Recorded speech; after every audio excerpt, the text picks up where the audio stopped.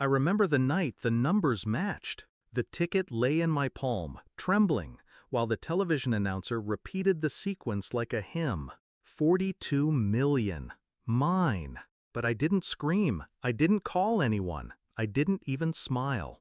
Instead, I folded the ticket neatly into my wallet and whispered to myself, "This is the moment everything changes." And it did. You'd think the first instinct would be joy. Mine was suspicion, because I knew exactly how my family operated. I had seen it too many times, how they measured love in dollars, how quickly affection turned sharp when you had nothing to give. So I kept silent. No champagne, no confessions, just patience. I needed to know who loved me for me and who loved me for what I could provide. The test was simple. I pretended to fall apart. I told them I lost my job. I hinted that my rent was late. I let my shoes scuff, my clothes wear thin. I played the role of the struggler, waiting for someone to extend a hand. Most didn't bother to hide their disdain. My mother sighed. "You've always been irresponsible." My father folded his paper, muttering, "You should have planned better." My sister laughed and said she couldn't fund my laziness. Each rejection carved into me, not because I needed their help, but because they revealed themselves so easily.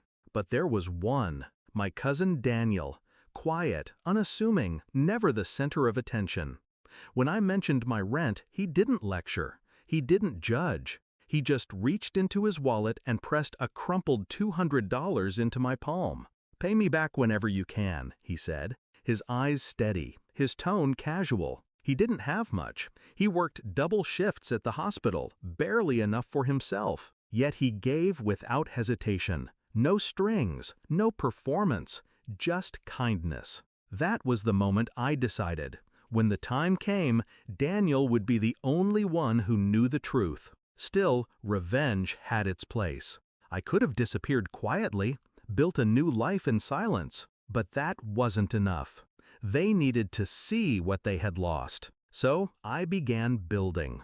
Carefully, secretly. Investments, properties, a company formed under a trust.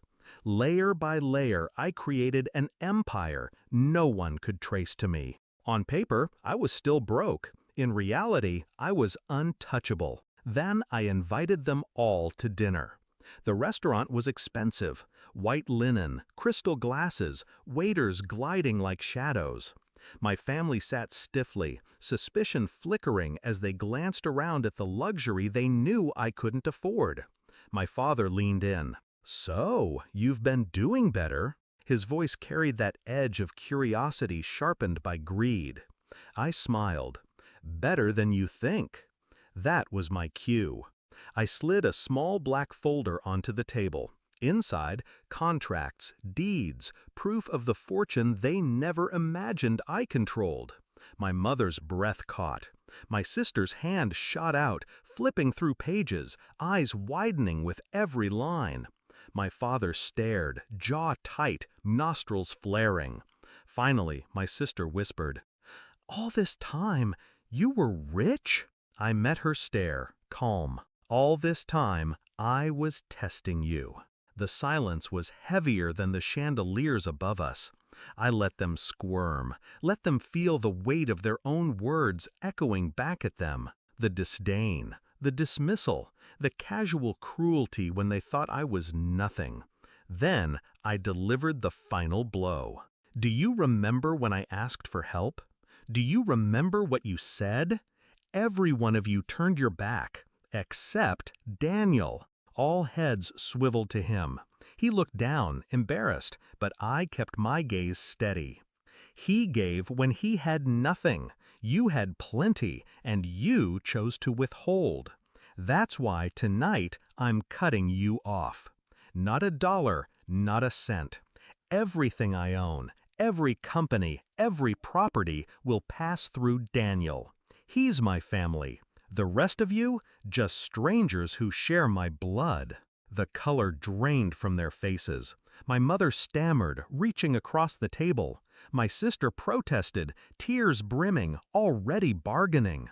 My father slammed his fist, furious at the loss of control. But I just sat back, watching them unravel. Because this was never about the money. It was about truth. And truth, once revealed, is merciless. After dinner, I pulled Daniel aside, pressed a set of keys into his hand. A house, yours. No strings, just thank you. He shook his head, refusing at first, but I saw the tears he tried to hide. He understood what the others never would. That generosity is not measured in millions, but in moments when you have nothing and give anyway. That night, as I watched my family scatter into the dark, broken and desperate, I felt no guilt. I had given them a chance. They had revealed themselves. And now they had to live with the weight of their choices. After dinner, I pulled Daniel aside, pressed a set of keys into his hand. A house, yours. No strings, just thank you. He shook his head, refusing at first, but I saw the tears he tried to hide. He understood what the others never would. That generosity is not measured in millions, but in moments when you have nothing and give anyway. That night, as I watched my family scatter into the dark, broken and desperate, I felt no guilt. I had given them a chance. They had revealed themselves, and now they had to live with the weight of their choices.